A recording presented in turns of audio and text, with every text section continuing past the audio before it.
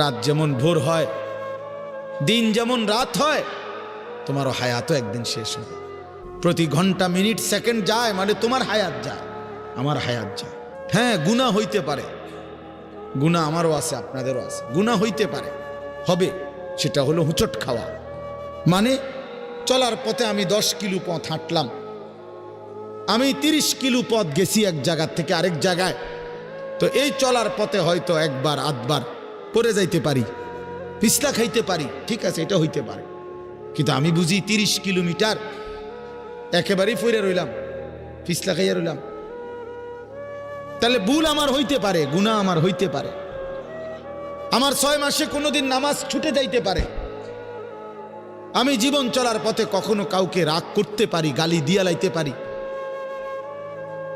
এটা তো হওয়া স্বাভাবিক, হইতে পারে। কিন্তু লাগাতার প্রতিদিন একরকম, এটা মুসলমান? কথা বুঝছেন কিনা আমার? আপনি বুঝি এখানে প্রত্যেকদিন মিশা কথা কইবেন, আপনি বুঝি প্রতিদিন সুদ খাইবেন, আপনি বুঝি প্রত্যেক দিন ওজনে কম দিবেন, এটা বুঝি মুসলমান? আপনি বুঝি একদিনও নামাজ পড়তেন না, আপনি বুঝি 365 দিনে কোনোদিন ফজরের নামাজ পড়তেন না, এটা মুসলমান? তো এটা তো হুচট খাওয়া না, এটা তো গাদ্দারি, এটা তো ইচ্ছা করে ঠান্ডা মাথায় ধীরে সুস্থে ভেবে চিনতে আল্লাহর সাথে গাদ্দারি করতেছে, আল্লাহরে বুড়া আঙ্গুল দেখাইতেছে যে দেখো কইলা কেন সেজদা দিতাম না, চাই কিতা করতাম। আল্লাহ বলবে অসুবিধা নাই বান্দা, বাতে না খাও, আর তো বেশি কিছু না, দুগা খানাই তো খাও আর গুন যাও, খানা তো কুত্তাও খায়। তবে মনে রাখো কবরে আইসো, একটা লাথি দাও আমু ফেরেস্তারে দিয়া, একটা লাথি, এক লাথিতে বুঝবা আমার নাফরমানির শাস্তি কি। কাল্লা সাউফা তা'লামুন সুম্মা কাল্লা সাউফা তা'লামুন। আল্লাহ বলে বান্দা কবরে আইসো, আমি বুঝায় দেব আমার নাফরমানির শাস্তিটা কি। ফেরেশতা 2 কান বরাবর, আল্লাহর নবী বলছেন নাফরমানের কবরে ফেরেশতা ফায়াদরিবু দারবাতান বাইনা উযুনাইহি, 2টা কান বরাবর ঘাড়ের মধ্যে প্রত্যেকটা আঘাত করবে লোহার হাতুড়ি দিয়ে। ফায়াসিহু সাইহাতান, নাফরমান কবরে এত জোরে চিৎকার করবে, ইয়াসমাউহা মান ইয়ালিহি ইল্লা সাকালাইন।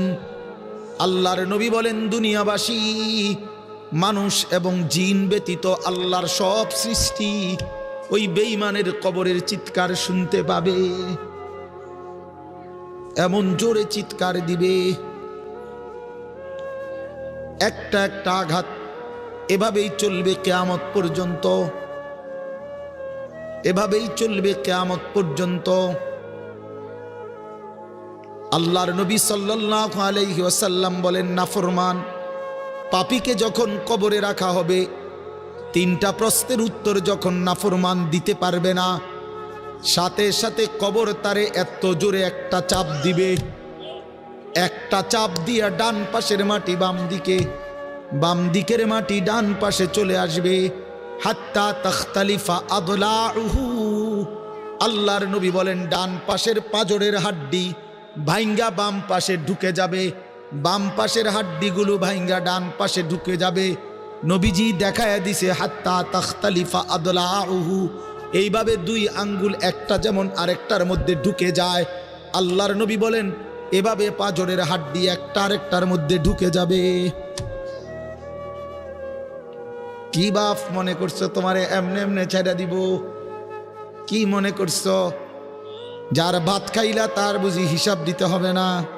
কি মনে করছো মুফত এটা?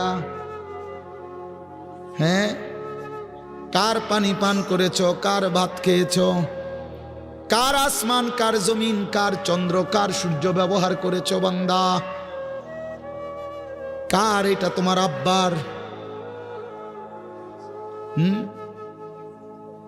শরীরটা তোমার বাপের নি, চোখ নাক কান তো তোমার আল্লাহর। আলাম নাজআল লাহু আইনাইন, ওয়া লিসানাও ওয়া শাফাতাইন। আল্লাহ বলে, বলো না বান্দা, আমি কি দুইটা চোখ দেই নাই? ওহ বাবা, কথা কয় না। আমি কি জিহ্বাটা দেই নাই? আমি কি দুইটা ঠোঁট দেই নাই? তো উত্তরে কি বলবেন? যে না, দেন নাই। কি বলবেন? কথা বলেন। তো এই কথা বলার হিম্মত আছে কারো? যে আল্লাহ আপনি চোখ দেন নাই, আপনি ঠোঁট দেন নাই? কারো সাহস আছে কিনা এটা বলার? তাইলে আল্লাহই তো দিয়েছেন। আলাম নুসিহ জিসমাকা, হাদিসে আছে নবীজি বলেন, আল্লাহ জিজ্ঞেস করবে হাসরের মাঠে, বান্দা বলো না আমি কি তোমার শরীরটা সুস্থ রাখি নাই? ওয়া নুরভিকা মিনাল মা, আমি কি প্রতিবার তৃষ্ণার্ত অবস্থায় তোমারে আমি আল্লাহ তো আমি কি পানি পান করাই নাই? আমি তো পানি পান করিয়েছিলাম, আমি তো তৃষ্ণা নিবারণ করেছিলাম, আমি তো ক্ষুধার চাহিদা পূরণ করেছিলাম, আমি তো কায়নাতের সূর্য চন্দ্র আলো বাতাস দিয়েছিলাম।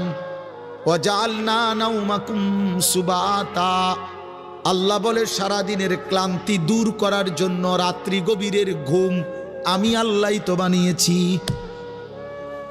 ওয়াজআলনাল লাইলা লিবাসা, অন্ধকার কালো চাদর দিয়ে ঢেকে পৃথিবীটাকে অন্ধকারাচ্ছন্ন করে দিয়েছি আমি আল্লাহই তোমার ঘুমের উপযুক্ত পরিবেশের জন্যে। আবার দিনের বেলা আলোকিত করে দিয়েছি তোমার উপার্জনের সুবিধার জন্যে।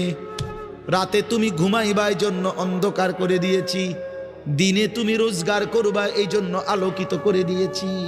সুবহানাল্লাহ। ওয়াজআলনান নাহারা মাআশা, উপার্জনের জন্য দিন বানিয়েছি, ঘুমাইবার জন্য রাত বানিয়েছি। ওয়াজআলনা সিরাজাও ওয়াহাজা, একটা উজ্জ্বল সূর্য আমি আল্লাহই বানিয়েছি।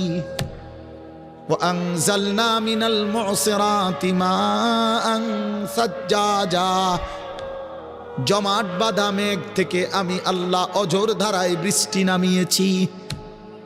এই জমিনটাকে সিক্ত নরম করেছি, ছোট্ট ছোট্ট ছিদ্র বানিয়েছি। তোমার অনাদরে ফেলে দেওয়া দানা আমি আল্লাহ কুদরতি স্বয়ংক্রিয় মেশিন দিয়ে আমি আল্লাহ জমিনের নিচে আমি নিয়ে এসেছি। কয়দিন পরে আবার আমি আল্লাহ সেই ছোট্ট দানা থেকে নতুন গাছ বের করে দিয়েছি। লিনুখরিজা বিহি হাব্বান ওয়া নাবাতা, তাহলে রিজিকের ব্যবস্থা আমি করলাম, ঘুমের ব্যবস্থা আমি করলাম, উপার্জনের পরিবেশ আমি করে দিলাম, শরীর স্বাস্থ্য জীবন যৌবন আমি দিলাম। আমি কেন সেজদা পেলাম না? আল্লাহ যদি বলে বান্দা আমি কি অপরাধ করলাম, আমি তোমারে এত কিছু দিয়ে আমি কি অন্যায়টা করলাম যেই অপরাধের কারণে তুমি আমারে সেজদা দিলা না? কি বলবা যুবক? নাফরমান যুবক কি বলবা? অসভ্য যুবক যে নামাজ পড়ো না, হাইওয়ান তুমি কি বলবা? তুমি মানুষ না জানোয়ার? বেনামাজি তুই মানুষ না জানোয়ার? বল, মানুষ না জানোয়ার বল বেটা। অনেক বেহায়া এখনো হাসে এইখানে, এত বড় অসভ্য বেহায়া, এই বেহায়া এখনো হাসে। চিন্তা করছো নি? হ্যাঁ, এত বড়, এত নির্লজ্জ, এত বড় অসভ্য যে এখনো হাসে। অর্থ হইল আমারই কয়, বুঝেন নাই? বুঝতেছে সে আমারই কয়। আহ আহ, আমার মনে হয় কুকুর রে কইলে কুকুর মাথা নামাইলে লইল। আহা, আমাদের সন্তানদের হালাত কত নাজুক চিন্তা করে দেখে। মুসলিম সমাজে বসবাস করে, বাপ মুসলমান, মা মুসলমান, চারিদিকে মসজিদ, চারিদিকে মাদ্রাসা, কত দাড়িওয়ালা, টুপিওয়ালা, পাঞ্জাবিওয়ালা। প্রতিদিন মসজিদের মিনারা থেকে উচ্চ কণ্ঠে মাইকের হর্ন দিয়ে আজান হইতেছে। এত বেশি মাইক, হর্ন, মসজিদ, মাদ্রাসার পরিবেশের মাঝখানে থাইকাও এটা কত বড় গাদ্দার, কত বড় গাঁটতারা নাফরমান। এত সুন্দর চারদিকে মসজিদ মাদ্রাসা, আলেম ওলামা, দাড়ি টুপি, মাদ্রাসার পরিবেশের ভেতরে থাইকাও জানোয়ারে একটা সেজদা দেয় না। কত বড় নিকৃষ্ট জানোয়ার, চিন্তা করছেন? এই বাপ, এমন সন্তান পাইলা কবরে যাই আফসুস ছাড়া আর কিচ্ছু মিলবে না। আজকে যদি এই আফ্রিকার জঙ্গলে থাকতো তাহলে হয়তো যে বাবা এত বড় আফ্রিকার জঙ্গলে ছিলাম, যেখানে কোনো দিন কোনো আজান হয় নাই, যেখানে কোনো মসজিদ দেখি নাই, মাদ্রাসা দেখি নাই, আল্লাহ চিনব কোত্থেকে?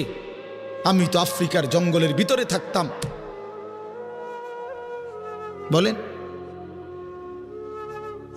একটা ছেলে বলেন, এই ছেলেগুলো বেনামাজি যে ছেলেগুলো, এদেরকে জিজ্ঞাসা করেন যে বাবা তুই কি আল্লাহ চিনলি না, না রাসূল চিনলি না? তুমি বাবা কি মসজিদ চিনলা না, মাদ্রাসা চিনলা না? কোনোদিন কি কোরআন দেখলা না? কারো লাশ, কারো জানাজা, কারো কবর কিছুই দেখো নাই? কিচ্ছুই তোমার কলজার মধ্যে কোনো এক বিন্দু কোনো বিবেক অনুভূতি জাগাইলো না? শুধু নারী, শুধু একটা মোবাইল, শুধু একটা ছবি, শুধু একটা অশ্লীল দৃশ্যের কাছে হেরে গেলা। ছেলেরা বলো বাবা, তোমরা বলো, কার কাছে হাইরা গেলা? কেমনে হাইরা গেলা তুমি? তোমার বাপ মুসলমান, মা মুসলমান, তোমার ঘর মুসলমান, তোমার দাদা দাদি, নানা নানি, চাচা মামা, ফুফা খালু সব মুসলমান।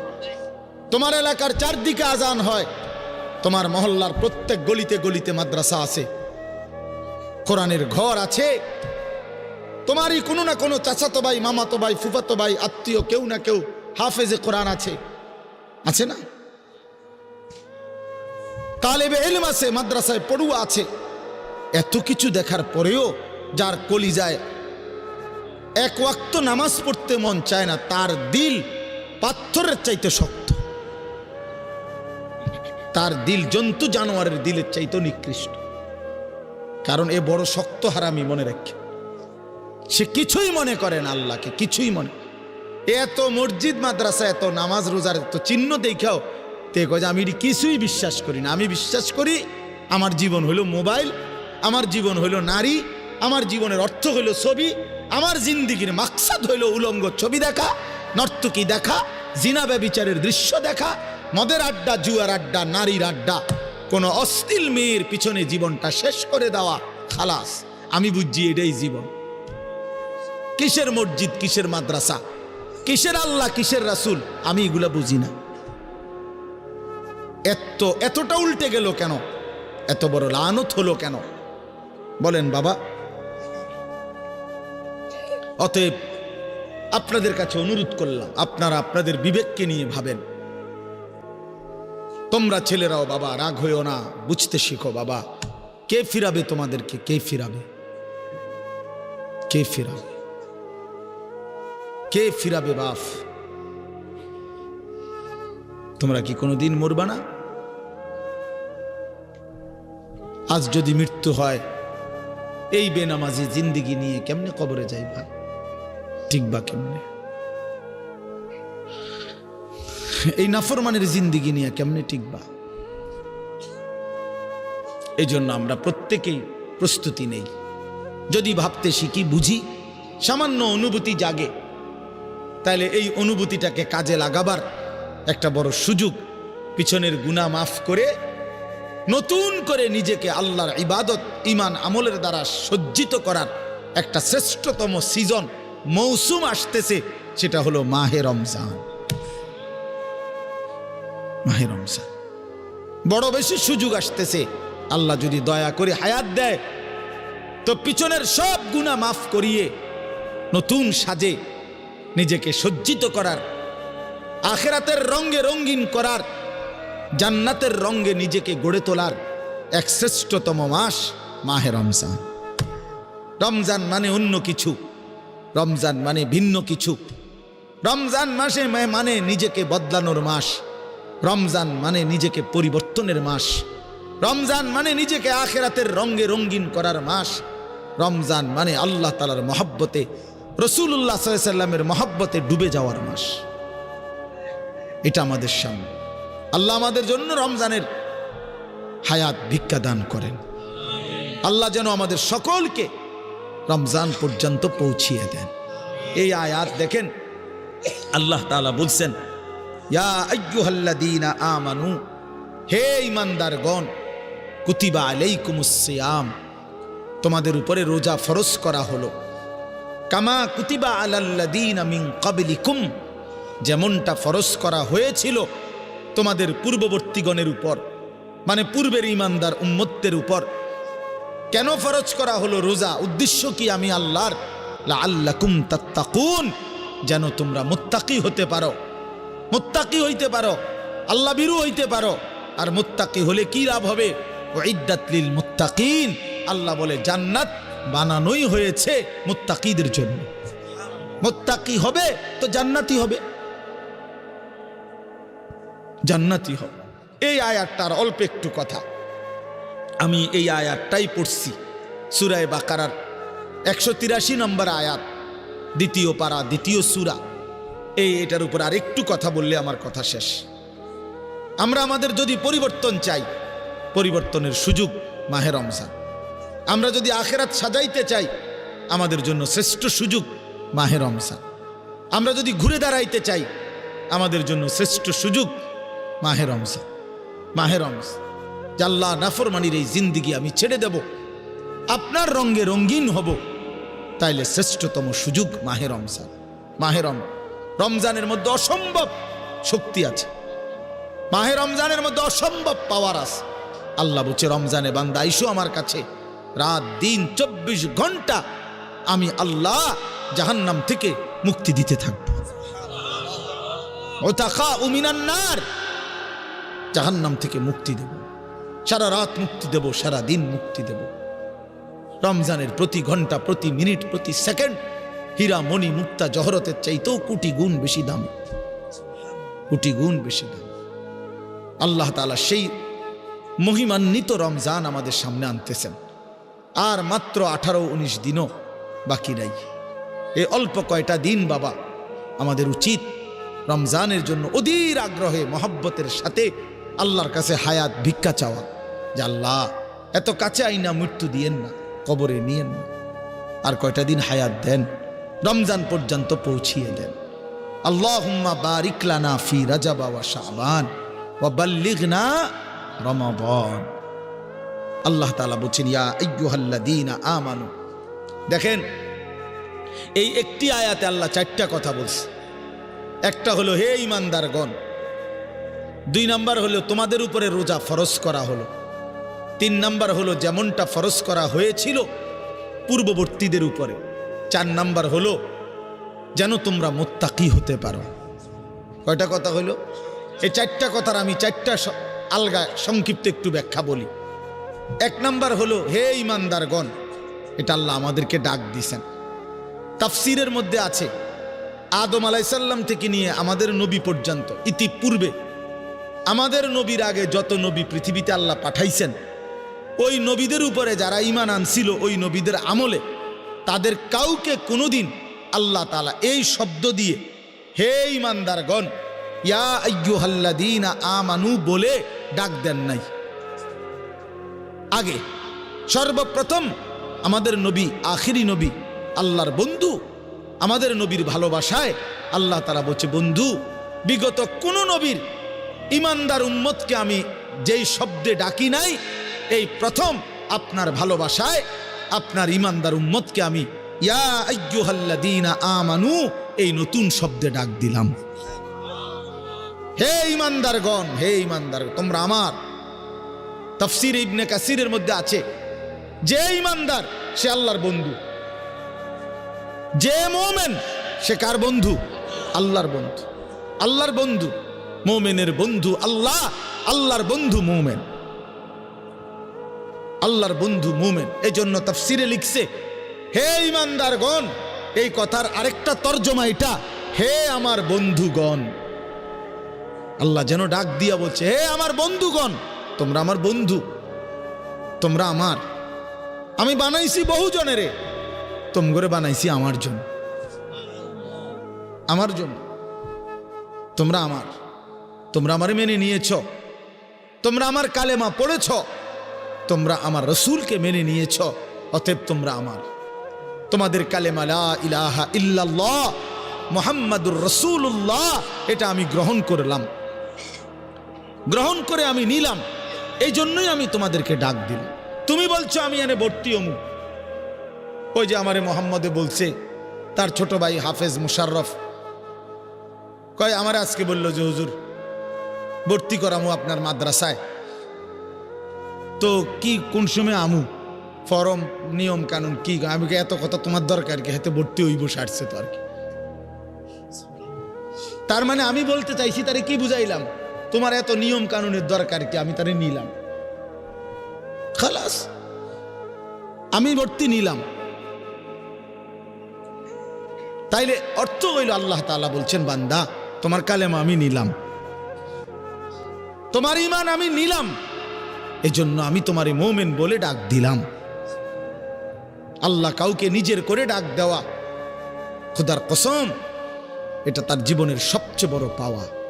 আগামীর পৃথিবী ইসলামের পৃথিবী, আগামীর পৃথিবী কোরআনের পৃথিবী। মনে রাখো বললাম বাপ, তুমি দেখবা তোমার হায়াতেই দেখবা ইনশাআল্লাহ। এখন যাদের বয়স এই 20, 25, 26, 28, যাদের বয়স 12, 15, তোমরা ইনশাআল্লাহ আগামীর ইসলাম দেখবা, কালেমার বিজয় দেখবা। তোমরা শুনবা যে ফিলিস্তিন বিজয়ী, তোমরা শুনবা সারা পৃথিবীতে কালেমার পতাকা উড়েছে, তোমরা শুনবা ইউরোপ আমেরিকার শক্তি নিশ্চিহ্ন হয়ে গেছে, তোমরা শুনবা ইসরায়েলের কুত্তারা পরাজিত হয়ে গেছে। সেদিন বুঝবা ইমানদারি দামি, সেদিন বুঝবা চরিত্রবান ছেলেটাই দামি, সেদিন বুঝবা নামাজি ছেলেটাই দামি। আর যারা চরিত্র নষ্ট করে ফেলেছ, তুমি ফালতু কোনো না কোনো সিফাত কোনাত পইরা থাকবে।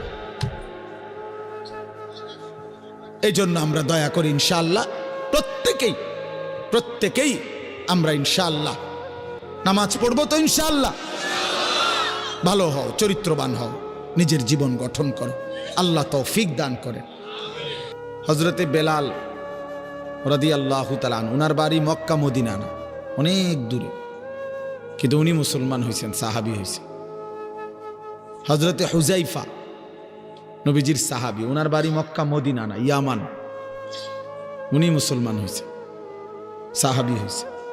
হযরতে সালমান, ওনার বাড়ি মক্কা মদিনা না, ওনার বাড়ি ইরান, পারস্য, তো উনি সেখান থেকে আল্লাহ আনাইছে, উনি কালেমাওয়ালা হয়েছে।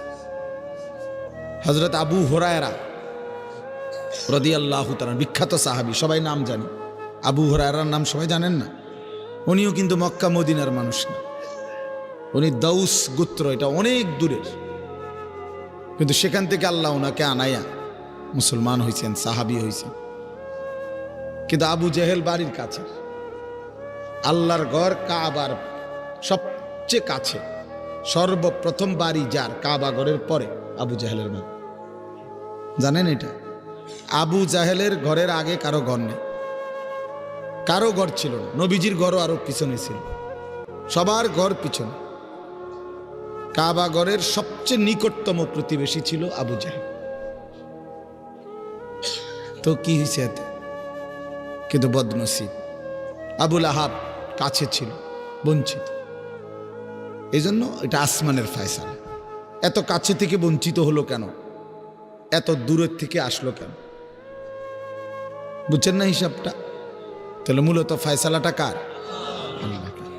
ইউতিহি মান ইয়াশা।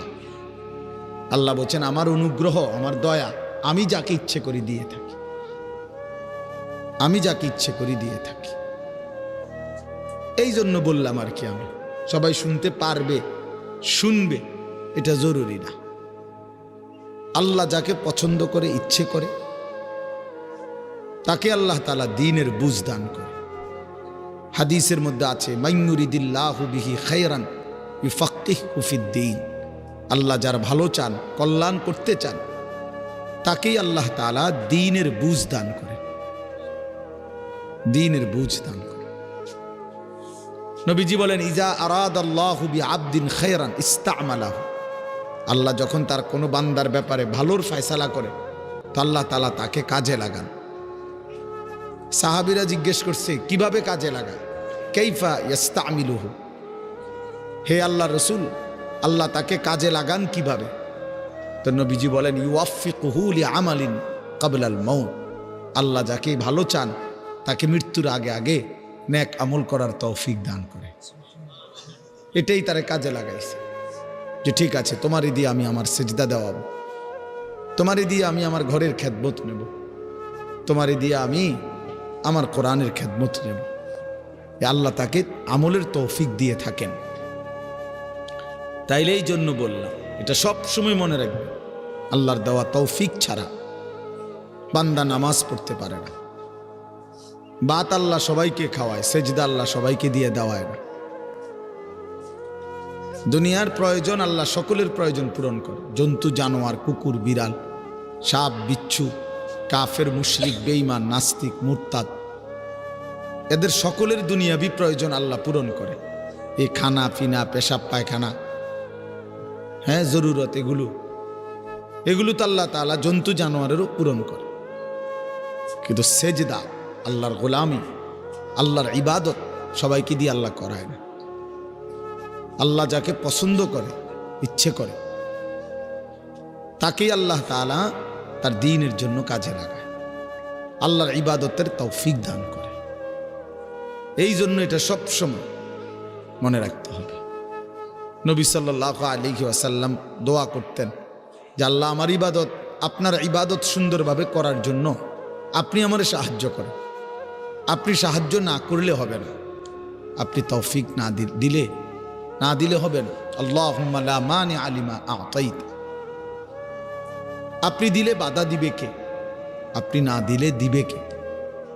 আপনাকে বাদ দিয়ে কারো কোনো চেষ্টায় কি লাভ হবে?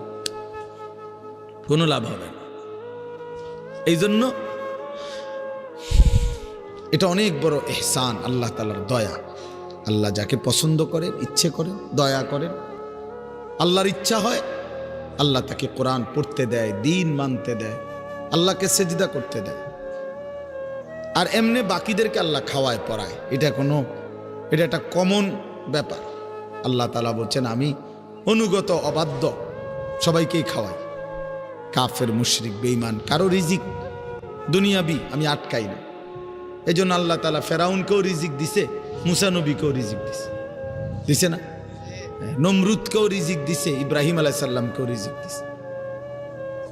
আল্লাহ তাআলা আবু জেহেল আবু লাহাবকেও রিজিক দিছে, নবী সাল্লাল্লাহু আলাইহি ওয়াসাল্লামকেও রিজিক দিছে। তাহলে দুনিয়ার প্রয়োজন সকলের পূরণ করছে, সকলের। কিন্তু আখিরাত সমান না, আখিরাত ভিন্ন। আখিরাত শুধুই ঈমানদারের, পরকালের সুখ শান্তি নিয়ামত শুধুই ঈমানদারের, শুধুই সেজদাওয়ালার। কোরআন শরীফে আছে আল্লাহ তাআলা বলবে কুলু ওয়াশরাবু হানিআম বিমা কুনতুম তা'মালুন, আমার বান্দা বিগত জীবন দুনিয়াতে যে আমল করছো তার বিনিময়ে আজকে জান্নাতে খাও পান করো, ওগুলোর বিনিময়ে।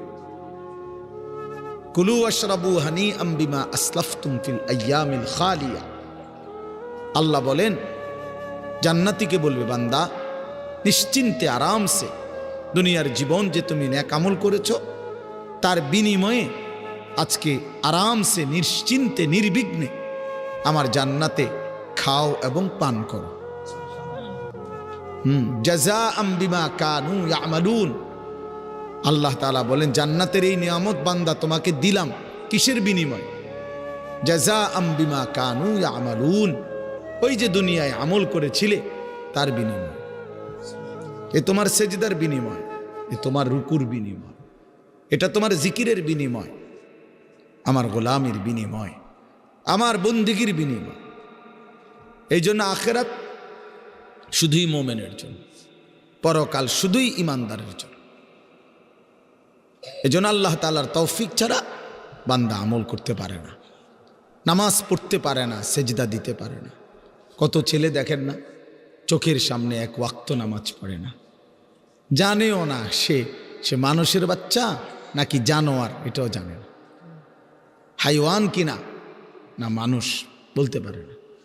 কে পাঠাইলো, কেন পাঠাইলো, কে সৃষ্টি করলো, কেন সৃষ্টি করলো, কি জন্য আসলো, কিচ্ছু জানে না, কিছুই জানে না। লক্ষ্য উদ্দেশ্যহীন, গন্তব্যহীন এক পাগল, মাতাল, ছাগল, যা মন চায় তাই করে, যা মন চায় তাই। এটা জিন্দিগি আর কি। এ তো লক্ষ্য উদ্দেশ্যহীন জীবন, জন্তু জানোয়ারের জীবন।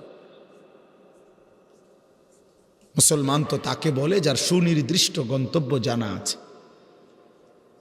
ইমানদারের গন্তব্য জানা আছে যে আমার গন্তব্য কোথায়, আমার এটা হায়াত, এরপরে আমার মৃত্যু, কবর, এরপরে আমার হাসরের মাঠ, এরপরে আমার মিজান হিসাব, এরপরে আমার ফুলসেরাত, এরপরে আমার জান্নাত। আমার টার্গেট জানা আছে, আমার গন্তব্য জানা আছে। আমি থামবো সেদিন, জান্নাতে যাব যেদিন। আমার টেনশন দূর হবে সেদিন, আমি জান্নাতে ঢুকবো যেদিন। ওয়াকালুল হামদুলিল্লাহিল্লাযী আযহাবা আন্নাল হাযান। কোরআনুল কারীমের মধ্যে আছে, আল্লাহ তাআলা বলেন জান্নাতি বান্দা জান্নাতে ঢুকে বলবে, আল্লাহ আপনার প্রশংসা করছি, আজকেই আমার চিন্তা পেরেশানি জীবনের তরে শেষ হলো। আজ আমি জান্নাতে ঢুকলাম, এবার আমি নিশ্চিন্ত হলাম, নিশ্চিন্ত হলাম, আর কোনোদিন এই জান্নাত থেকে বের হতে হবে।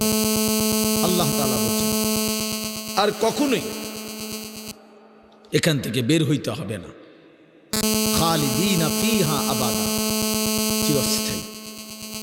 চলেন বাপ, তো এই জন্য বললাম নিজেদের ছেলে, নিজেদের মেয়ে, নিজেরাও ইনসাফের সাথে ভাইবেন যে আপনি আখেরাত চিনেন কিনা।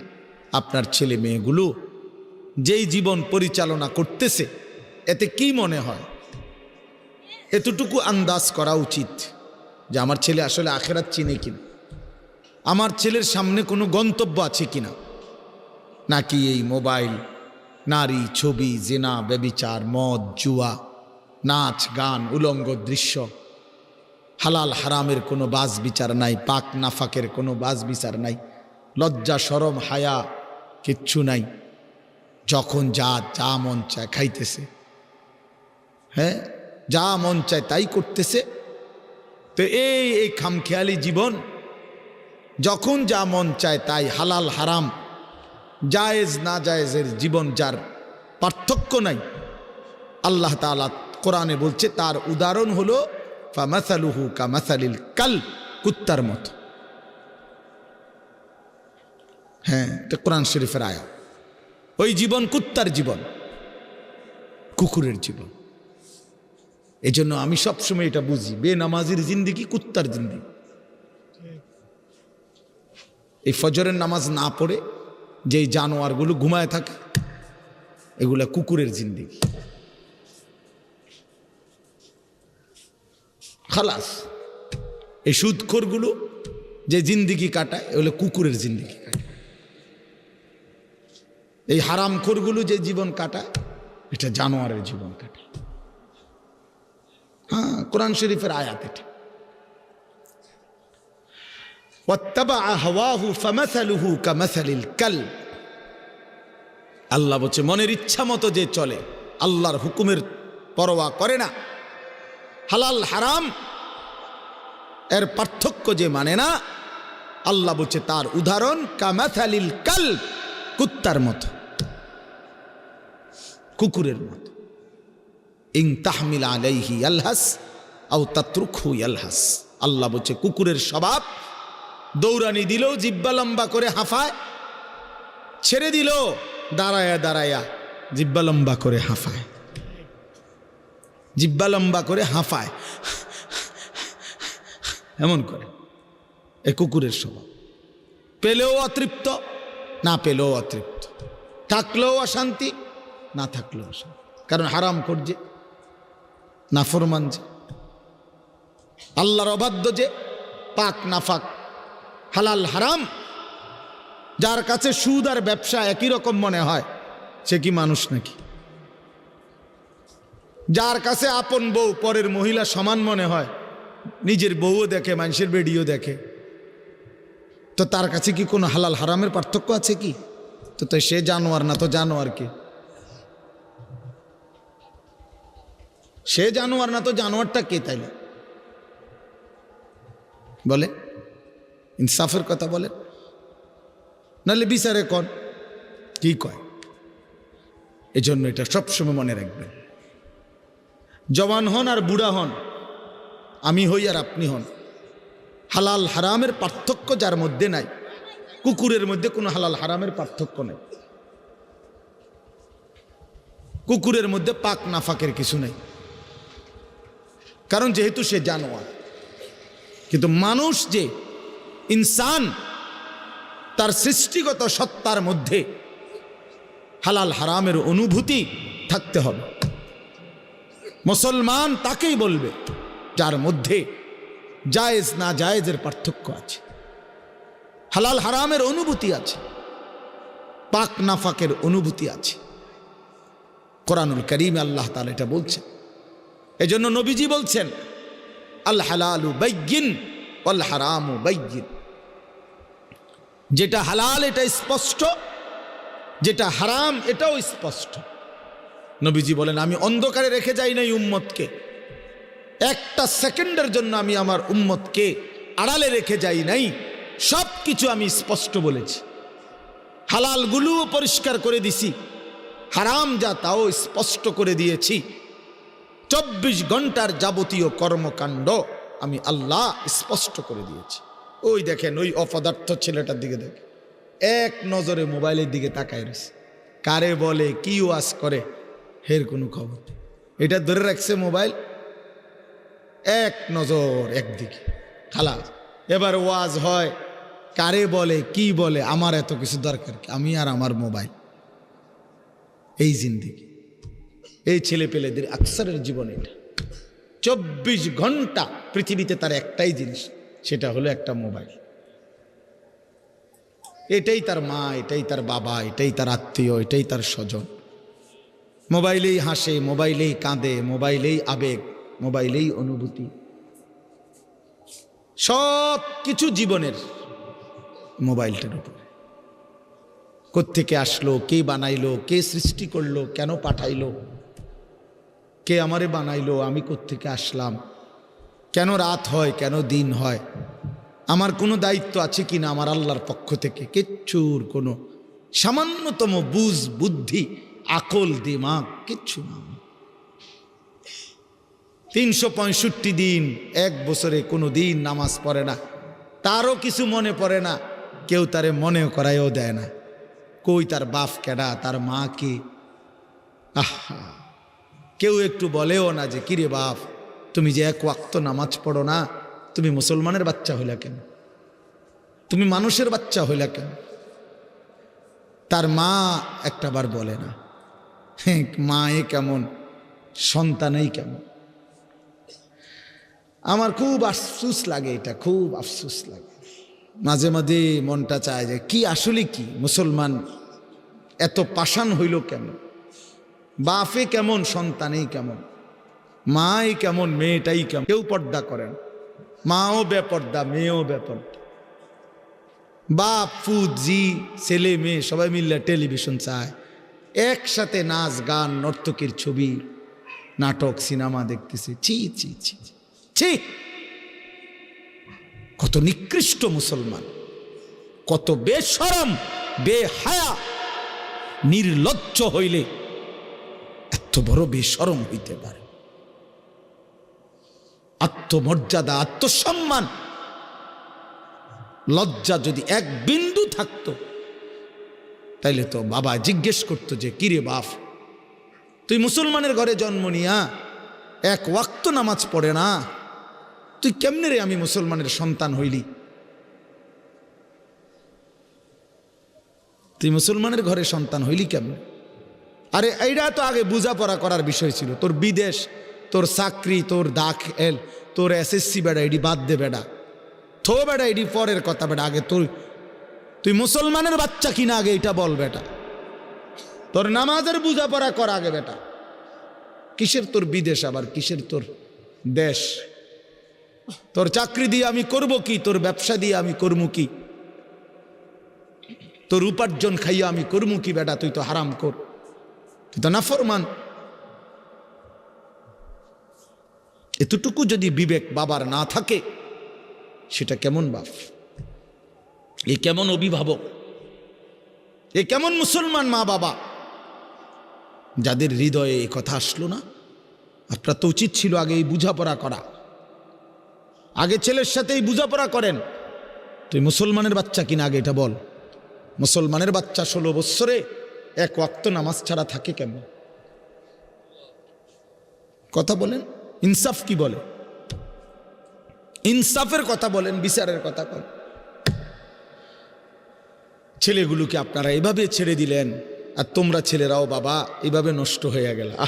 অনাদরে, অবহেলায় এমন সুন্দর জীবন, এমন সুন্দর যৌবন, শরীর স্বাস্থ্য সব শেষ করে দিলা। একবারও মনে পড়লো না তোমারও তো শেষ আছে বাপ। এক এমপি সাহেব যদি কারো নাম নেয়, এক মন্ত্রী সাহেব কারো নাম নেয়, আর তারে যদি কেউ আইয়া কয় আজকে তো মন্ত্রী সাহেবের কাছে গেছিলাম আর উনি তোমার নাম নিছে, তোমার কথা ভালো কইছে, বাবা হেতে বেটা তো মানে ঠ্যাঙালগি দিয়ে আটতে লাগবে। হ্যাঁ বাইতে ইয়া ঘরে বেড়িয়ে কথাবার্তা সাবধান কও, আগের মতো নাই। যেরুম মনে করছে এরুম না। কি কিছে মন্ত্রী সাহেব আজকেও আমার নাম লইছে, জিঙ্গাও। মানে সে এটাকে খুব গৌরবের মনে করবে, ঠিক কিনা বলেন না কেন? সবার কাছে ঘুরে ঘুরে বলার চেষ্টা করবে আমি কিন্তু মন্ত্রীর পরিচিত। হাদিসের মধ্যে আছে এক সাহাবী উবাই ইবনে কাব রাদিয়াল্লাহু তাআলা আনহু, সাহাবীদের মধ্যে নবীজির সবচেয়ে সুন্দর কোরআন শরীফ পড়তেন যিনি, ওনার নাম হলো উবাই ইবনে কাব। তে এই উনি নবীজি একদিন উনাকে বলছেন, এই সাহাবীকে, যে উবাই এদিকে আসো, তুমি আমারে কোরআন শরীফ পড়ে শোনাও। বুঝছেননি? তখন ওই সাহাবী একটু লজ্জিত হয়ে বলতেছি, ইয়া রাসূলুল্লাহ আমি আপনার সামনে কোরআন পড়বো, অথচ কোরআন তো আমরা আপনার থেকেই শুনি, কোরআন আপনার উপরেই নাজিল হয়, আমি কোন সাহসে আপনার সামনে কোরআন পড়ি? তো নবীজি বললেন, শোনো, মহান আল্লাহ পাক রব্বুল আলামিন জিব্রাইল পাঠাইয়া তোমার নাম নিয়া বলছে তোমার কাছ থেকে আমি কোরআন শুনতে। এই আমরা স্পষ্ট হাদিসে পড়ছি, বিশ্বাস করেন। এই সাহাবী এটা শুই না 3 বার জিজ্ঞাসা করছে নবীজিরে, আওয়াসাম্মানি আল্লাহ, ইয়া রাসূলুল্লাহ বললেন কি আমার আল্লাহ আমার নাম নিছে? আমার নাম? আরে কোন কি আপনি? নবীজি বলল, হ তোমার নামে তো দিছে। উনি আবার জিজ্ঞাসা করছে, ইয়া রাসূলুল্লাহ সত্যি বলছেন আমার নাম নিয়েছেন আল্লাহ? বলছে হ তোমার নাম। আবার জিজ্ঞাসা করছেন, হাদিসের স্পষ্ট শব্দ আছে ফাবাকা। 3 বারের পরে এই সাহাবী খুশিতে চিৎকার করে কাঁদতে শুরু করছে আর বলতেছি, ইয়া রাসূলুল্লাহ এক গোলামের কি পরিমাণ সৌভাগ্য, তার মুনিব তার নাম নিয়েছে। তা আমরা আমাদের কালেমার কি পরিমাণ সৌভাগ্য, আমরা একবার বলেছি কালেমা, আল্লাহ আমাদেরকে ডাক দিছে, ইয়া আইয়ুহাল্লাযীনা আমানু, হে আমার কালেমা ওয়ালারা, তোমরা আমার, তোমরা আমার, আমি তোমাদের ঈমান নিলাম, আমি তোমাদেরকে ডাক দিলাম। এক মুমিনের কি পরিমাণ খুশি হওয়া উচিত আপনি শোনেন। 29 নম্বর পারায় একটা সূরা আছে, সূরায়ে মুরসালাত। এই যে এর আগে একটা সূরা আছে সূরায়ে দাহার, কোরআনুল কারীমের 76 নম্বর সূরা, 2 পৃষ্ঠাওয়ালা ছোট সূরা। এই সূরাটার মধ্যে জান্নাতের বর্ণনা সবচেয়ে সুন্দর, মানে জান্নাতের বর্ণনা হৃদয় কারা এই সূরাতে আছে। তো এই সূরাটা যেদিন নবীজির উপরে নাজিল হয়েছে, সেদিন নবীজির সামনে একজন কালো রঙের সাহাবী বসা ছিলেন। ওয়াইন্দাহু রাজুলুন আসওয়াদ, কালো একজন রঙের সাহাবী বসা ছিল, উনি বসা ছিলেন। এই সময় এই সূরাটা নাজিল হয়েছে, নবীজি উনাগরে শুনাইছে সূরাটা। তো এই সূরার মধ্যে জান্নাতের এমন হৃদয়গ্রাহী বর্ণনা, এই সাহাবীটা সামনে যিনি বসা কালো রঙের সহজ সরল সাহাবী, উনি এই সূরা এটা শুইনা জান্নাতের আশায় খুশিতে একটা চিৎকার দিছে, এক চিৎকারে হাদিসে আছে উনি ওইখানেই ইন্তেকাল করছে, এখানে। তখন আল্লাহর নবী বলেন, ওয়াল্লাহি লাকাদ আখরাজা নাফসা সাহিবিকুমুশ শাওকু ইলাল জান্নাহ। নবী বলেন, আল্লাহর কসম, জান্নাতের প্রবল আকাঙ্ক্ষায় তোমাদের বন্ধু জীবন দিয়ে দিল। নিকাল যায় দম তেরে কদমোं के नीचे यही दिल की हसरत यही दिल की आरजू है। এটা উর্দু শের আর কি, অর্থ হলো, হে প্রিয়তম, তোমার পায়ের নিচে জীবন দিলাম, জান দিয়ে দিলাম, আর এটাই ছিল আমার সারা জিন্দেগীর তামান্না, দিলের আকাঙ্ক্ষা, যে তোমার জন্য আমি জীবন দেব, আর সেটাই দিয়ে দিলাম। নিকাল যায় দম তেরে কদমোं के नीचे, তোমার কদমের নিচে আমার জান গেল। এহি দিল কি হাসরত, এটাই ছিল দিলের আকাঙ্ক্ষা। এজন্য আজকে ছেলেরা কোথায় জীবন শেষ করে দিচ্ছ? এমন সুন্দর জীবন, এমন সুন্দর যৌবন, আহা, শক্তির টাইমটা, জীবনের সক্ষমতার সময়। ছোটবেলা তো ভাইয়া দুর্বল, বৃদ্ধ বয়সটাও দুর্বল। তোমাদের অনেক কিশোর নওজোয়ান একজনের গায়েও চাদর নাই, কিন্তু মুরব্বী সবগুলোর গায়ে চাদর। দেখো চাকায়া, এই চাষারা তো আমার সব পরিচিত চাষা। অর্থ হইল এই বৃদ্ধের এই দুর্বলতা তাকে চাদর গায়ে দিতে বাধ্য করেছে, তার শরীরে শীতের অনুভূতিটা বেশি, ঠিক কিনা বলেন না কেন? কিন্তু তোমরা নওজোয়ান, তোমাদের অধিকাংশ কারো গায়ে চাদর নাই। তোমরা দেখো ভাইয়া, আমার গায়ে কোনো চাদরই নাই। তাইলে বুঝাইতে চাইলাম, এই শক্তির সময় যৌবন,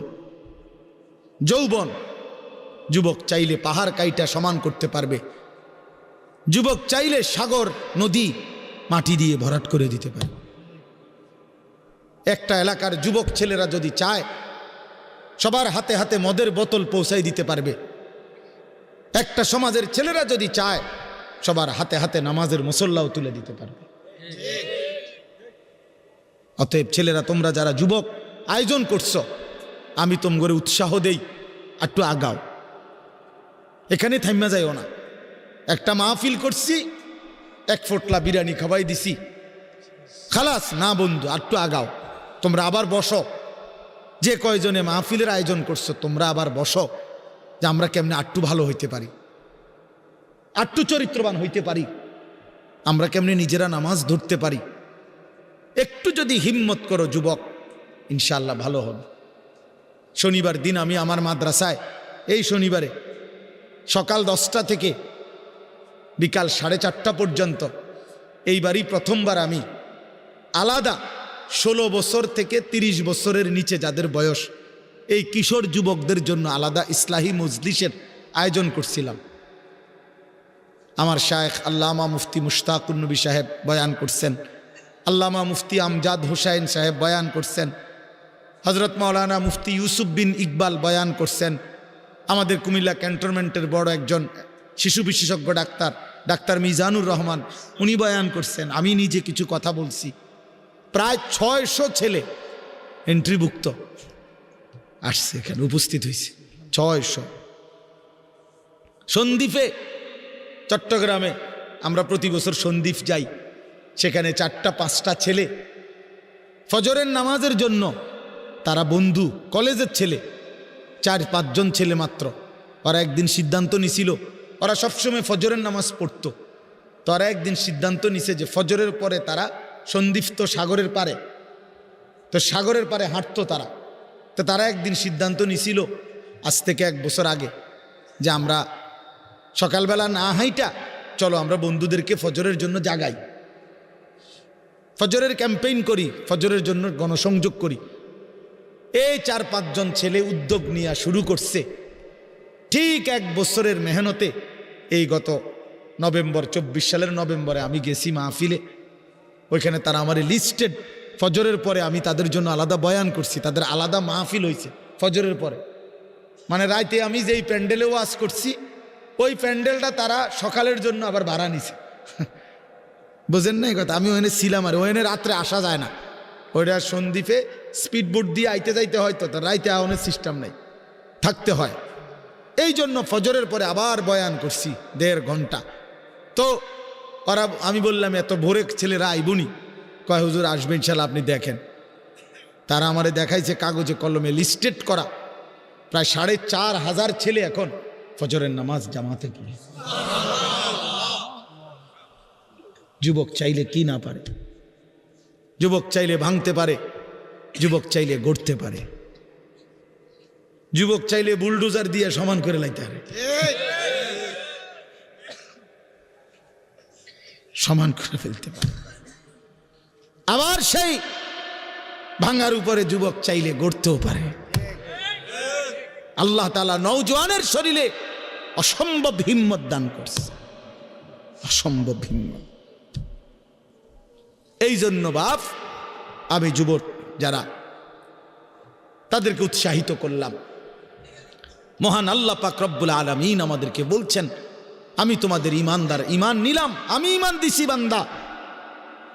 আমি গত বছর যখন তাবলিগের সফরে ছিলাম দিনাজপুর জেলায়, গত বছর আগস্ট মাসে 72 বছর বয়স্ক একজন হিন্দু লোককে কালেমার দাওয়াত দিছিলাম। ওনার 2 ছেলে মুসলমান, ওনারে আমি 2.5 ঘন্টা কালেমার দাওয়াত দিছি। আমরা 3 জন আলেম মিলে কত অনুনয় বিনয় করছি, কাকুতি মিনতি করছি, কাঁদছি, চোখের পানি ফেলছি। একটা বার চাচা কালেমা পড়েন, আপনার ছেলে মুসলমান, ছেলের বউ মুসলমান, আপনার নাতি নাতনি সব মুসলমান, আপনি এখনো বসে আছেন কেন? আহা, এই 72 বছর হয়ে গেছে। বুড়া মিয়া কয়, আমি ওটা বলবো না, পড়বো না, বলে নাই। আমি আমার সাথীদের কাছে, আমার 26 জন সাথী নিয়ে চিল্লায় গেছি, 16 জন আলেম, এক চিল্লা সফরে 950 মানুষ আল্লাহর রাস্তায় বের হয়েছে চিল্লার জন্য। আলহামদুলিল্লাহ, আল্লাহই করাইছে। তো বলতেছিলাম, আমি সাথীদের কাছে এসে বলছিলাম যে দেখেন, 72 বছর বয়স হয়ে গেছে, এক আল্লাহর বান্দা, তার জবান দিয়া কোনোদিন তার মালিকের নামটা বের হয় না। আমারে আপনারে আল্লাহ তাআলা কত বড় তৌফিক দিছে যে আমরা কত 1000 বার, লক্ষ বার কালেমা লা ইলাহা ইল্লাল্লাহ মুহাম্মাদুর রাসূলুল্লাহ, এটা যে আমরা পড়তে পারি, পড়তে পারছি, এই সৌভাগ্যের কৃতজ্ঞতা কি?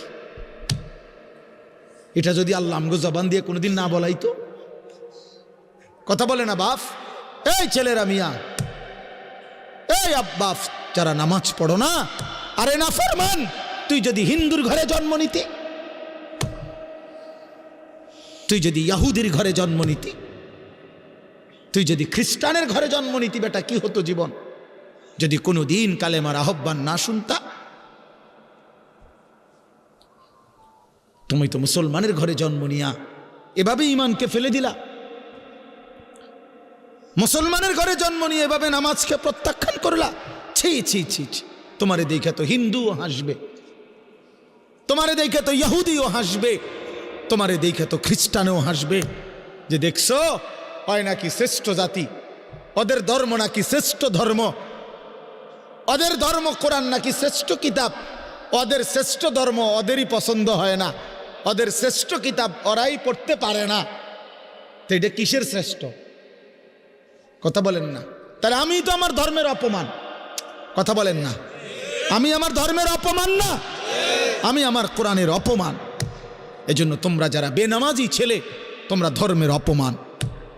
তোমাদের যাদের চুল বেঈমানের মতো, তোমরা মুসলমান ধর্মের অপমান। তোমাদের কারণে আমার ধর্ম লজ্জিত, তোমাদের কারণে ধর্ম বেইজ্জতি হয়েছে। তোমরা ইসলামকে অপমানিত করলা, আল্লাহকে অপমানিত করলা, আমার নবীর শ্রেষ্ঠতম 23 বছরের আদর্শকে তোমরা অপমানিত করলা। এই অপমানের বিচার আল্লাহ করবে, মনে রেখো, ছেড়ে দিবে না বাপ। আল্লাহ কোরআনে বলছে, বান্দা আমি 1 সেকেন্ড ছাড়বো না, আমি হিসাব নিব। তুমি আমারে কি মনে করছো বান্দা? বাদ্যুকে খাওয়াইছি দেখিয়া তুমি মনে করছো আমি মাতি না? হ্যাঁ, কিতা মনে করছো? এ পেশাব পায়খানার ভাত তুমি মনে করছো আমি কিছুই বলবো না, কিছুই বলবো না। তুমি জানো না ফেরাউনকে শোয়াইছে কে? তুমি জানো না কারুনকে শোয়াই দিছে কে? তুমি জানো না নমরুদ সাদ্দাতকে নিশ্চিহ্ন করে দিয়েছে কে? তুমি শোনো নাই? তুমি আন্দাজ করো নাই আমি আল্লাহ কেমন? এই পৃথিবীর কত অবাধ্য জাতিকে আমি আল্লাহ ধ্বংস করে দিয়েছি, শোনো নাই? কই, গোটা পৃথিবীর সমস্ত আধুনিক প্রযুক্তি থাকার পরেও তো বাবা আমেরিকার ওই বেঈমানরা ক্যালিফোর্নিয়ার লস অ্যাঞ্জেলস তাদের একটি স্টেট আগুনে দাবানলে পুরে ছাই হয়ে গেছে। লক্ষ লক্ষ কোটি কোটি মিলিয়ন বিলিয়ন ডলারের এক এক বিল্ডিং। আপনারা মুরব্বীরা মিলিয়ন বিলিয়ন ডলার কি তাই বুঝতেন না? কয়টা আপনি 1 মিলিয়ন বিলিয়ন ডলার কত টাকা? কমপক্ষে 300 টাকার বেশি। মানে আপনি এটি বুঝতেনও না, টেহাইডি এটান বুঝতেনও না। কথা বুঝছেন কিনা? হ্যাঁ, আমরা কিতাবে পড়ছি এক বুজুর্গকে, হ্যাঁ, একটা জিনিস দামি ওনার কাছে ছিল, তো ওনার কাছে বলছি এটা আপনি বিক্রি করে দেন। কত মূল্য? উনি বলছে 100 দিরহাম, 100 টাকা।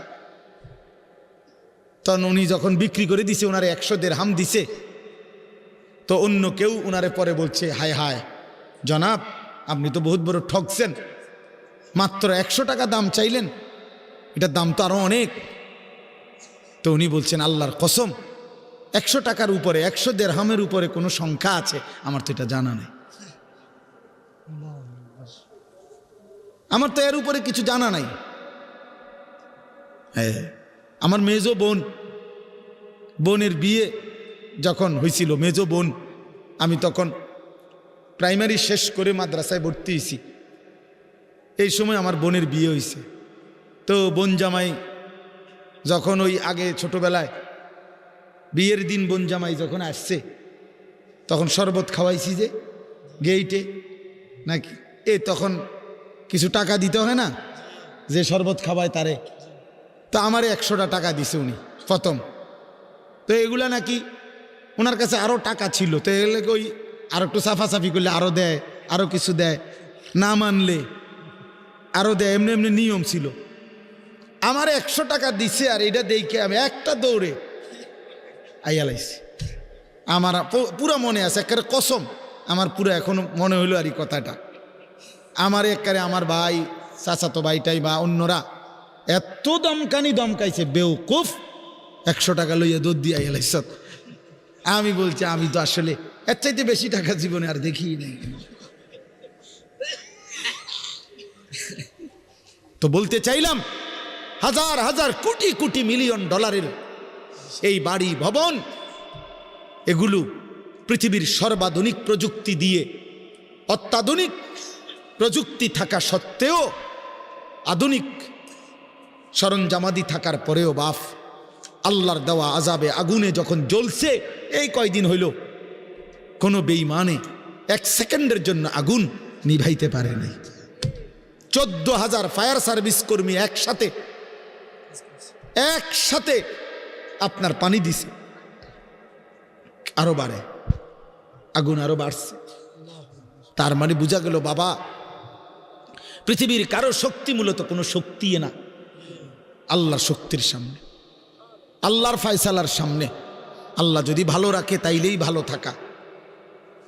হ্যাঁ, আপনার টাকা তো আছে 1000 কোটি টাকা, কিন্তু আপনার ফেড অসুখ, আপনি টেহা দিয়ে কিনবেন। আপনার টাকা তো আছে লক্ষ কোটি টাকা, কিন্তু আপনার তো ডায়াবেটিস, আপনি কিনবেন টাকা দিয়ে কি করবেন? আপনি 7,000 ধন হইলেও কি লাভ হবে আপনার? এই জন্য আমি অনুরোধ করছি, আমরা মোমেন, আল্লাহ আমাদেরকে বলছে এটাই কথা, তোমাদের উপরে আমি রোজা ফরজ করলাম, তোমরা আমার হুকুম মানো, তোমরা আমারে মানো বান্দা। রোজা মানে বিরত থাকা, সিয়াম মানে বিরত থাকা, তার মানে গুনাহ থেকে বাঁচো, হালাল বস্তু থেকে বাঁচো। আমি তোমাদেরকে হারাম তো হারামই, হারাম থেকে আবার ফিরাবো কেন? হারাম থেকে তো ফিরতে সারা বছরের জন্যই বলে দিছি। তো আমি রমজান মাসে তোমাদের 3টি হালাল খাবার হালাল ছিল, পানি হালাল ছিল, হালাল স্ত্রী হালাল ছিল। আমি রমজানের 30টা দিন একটা মাসে তোমাদের জন্য খাদ্য, পানি, স্ত্রী, এই 3টা জিনিস হালাল বস্তু আমি হারাম করে দিলাম। যেন আমি বুঝাইতে চাইলাম যে দেখো, আমি আল্লাহ যেখানে হালালটাও হারাম করে দিলাম, সেখানে হারামটার প্রতি আমি আল্লাহর কি পরিমাণ ঘৃণা। যেখানে হালালটাই ছেড়ে দিতে বললাম, সেখানে হারামটা ধরে রাখার কোনো সুযোগ আছে? অতএব মিথ্যা, চুরি, ডাকাতি, জিনা, ব্যভিচার, মদ, জুয়া, নাচ, গান, সুদ, ঘুষ, মা বোনদের বেপর্দা জিন্দিগি ছেড়ে দেন, ছেড়ে দেন। একজন বুঝলে একজনে, কোনো অসুবিধা নাই, আমার কোনো আফসুস নাই। আমি সব সময় ফেরিওয়ালার মতো আমি বুঝি, একজনই শুনুক, একজনই যদি ভাবে আলহামদুলিল্লাহ। সংখ্যা দিয়ে আমি কি করব বুঝেন নাই? 10 কোটি মানুষ আমারে মনে করেন আলগি দিছে, তো কিছে কিছে, এটা আমার কবর রাজাব মাপ। বাংলাদেশের একেবারে মনে করেন 50 লাখ লোক আমার চিনে, তো কিছে, এতে আমার কবর রাজাব মাপ। তো আর কি, পরিচিতি, অপরিচিতি, জনপ্রিয়তা, এগুলো কোনো বিষয় না, এগুলো কোনো মুখ্য বিষয় নয়। বিষয় হলো আল্লাহর কাছে গ্রহণ হওয়া, আখিরাতের মুক্তি পাওয়া, জাহান্নাম থেকে মুক্তি পাওয়া। অতএব আজকে এতটুকুই মূল কথা। আমরা প্রত্যেকেই এটা ভাবি, আমরা মুমিন। প্রিয় ভাই বলেন, আমরা এখানে যারা এখন বসছি, রাত 12টা বাজে, আমার কথা শেষ, নীরবে 1টা মিনিট ইনসাফের সাথে ছেলেরা, বাবা বলো তুমি মুসলমান কিনা? না না, ছেলেরা আলাদা বলো, বাবা কও তোমরা মুসলমান কিনা? প্রিয় বাপ বলো তুমি মুসলমান কিনা? তুমি মুসলমানের সন্তান কিনা? তাইলে তুমি সিদ্ধান্ত দাও আজকে। বয়স্ক যারা আছেন তারা আপনারা বসা থাকেন, কিন্তু তোমরা যারা 30 বছরের নিচে ছেলে, তোমাদের বয়স, বুঝে শুনে ধোঁকা দিও না, আল্লাহর সাথে ধোঁকা করো না, আল্লাহর সাথে মস্কারি করো না। হাদিসের মধ্যে আছে, এক লোক নবীজির সামনে বাম হাত দিয়ে খাইতেছিল, মুসলিম শরীফের হাদিস। নবীজি তারে বলছে ডান হাতে খাও, তখন সে বলছে আমি ডান হাতে খাইতে পারি না। নবীজি বলছে তাইলে আর পারবাও না। কসম আল্লাহর, ওই হাদিস আছে, সাহাবী বলে ওই লোক আর কোনোদিন ডান হাত মুখের কাছে আনতে পারে নাই, কারণ সে তো মূলত মিথ্যা বলছিল, অহংকার করে বলছিল। এই জন্য আমি অনুরোধ করছি, তোমরা যারা 30 বছরের নিচে আছো ছেলে বাবা, তোমরা দিল থেকে বুঝে শুনে তোমরা নিয়ত করে দাঁড়াও, যে এই কথার নিয়তে দাঁড়াও, যার ভাল লাগে যে আমি ইনশাল্লাহ চেষ্টা করুম ফজর সহ 5 ওয়াক্ত নামাজ পড়তে। তুমি সিদ্ধান্ত নিয়ে বলো যে আমি চেষ্টা করব, আমি নারী ছবি, অশ্লীল দৃশ্য থেকে, মোবাইলের অশ্লীল ছবি থেকে নিজেকে বাঁচাইবার নিয়ত করলাম, সিদ্ধান্ত করলাম। আল্লাহ তৌফিক দিলেই তো পারবা, ঠিক কিনা বলেন না কেন? অতএব নিয়ত করে হিম্মতের সাথে যে আসলেই হুজুর আমি দিল থেকে বললাম, এই নিয়ত করে দাঁড়াও, যার ভাল লাগে দাঁড়াও, কোনো বাধাবাধকতা নাই, যার মন চায় দাঁড়াও, আমার কোনো জোরাজুরি নাই। বাকি তুমি দিল থেকে বলো, মন থেকে মনে নিয়ত করো, তোমার দিলে তুমি, কারণ তোমার কবর তোমার, আমার কবর আমার, তোমার ঘরে তুমি ফিরবা, আমার ঘরে আমি ফিরব। সবাই রাজি তো ইনশাআল্লাহ? আল্লাহ তাআলা তৌফিক দান করেন। বসো বাপ, আল্লাহ কবুল করে নেন। মনে করো ঠকবা না, মনে রাখো নামাজ পড়ে কেউ ঠকে না, না পড়ে ঠকে। গুনাহ ছেড়ে দিয়ে ঠকবা না, বরং গুনাহ ছেড়ে দিলে দামি হইবা ইনশাআল্লাহ।